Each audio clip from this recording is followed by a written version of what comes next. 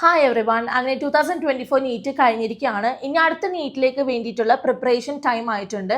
So നന്നായിട്ട് ആലോചിച്ച് ചിന്തിച്ച് MBBS അല്ലെങ്കിൽ BDS ആണ് നിങ്ങളുടെ ഡ്രീം എന്നുണ്ടെങ്കിൽ റൈറ്റ് നൗ ഇപ്പോൾ തന്നെ നിങ്ങൾ അതിന് വേണ്ടിയിട്ടുള്ള പ്രിപ്പറേഷൻസ് സ്റ്റാർട്ട് ചെയ്യേണ്ടതാണ്. ഇനി നെക്സ്റ്റ് നീറ്റിന് വേണ്ടിയിട്ട് നമ്മൾ എന്തൊക്കെ ശ്രദ്ധിക്കണം എന്നുള്ളതാണ്. ഒരു വലിയ ടാർഗറ്റ് നിങ്ങൾ സെറ്റ് ചെയ്യുക. അതുപോലെ തന്നെ 720 എന്നുള്ള സ്കോർ സെറ്റ് ചെയ്തിട്ടായിരിക്കണം നിങ്ങൾ ഇനി മുന്നോട്ട് പഠിക്കേണ്ടത്. ഇനി നീറ്റ്, JEE, കീം ഇതെല്ലാം MCQ ക്വസ്റ്റ്യൻസ് ആയിരിക്കും. Like one word question and answers ആണ്. അതിൽ ഒരു ക്വസ്റ്റ്യൻ 4 ഓപ്ഷൻസ് ആയിരിക്കും തരുന്നത്.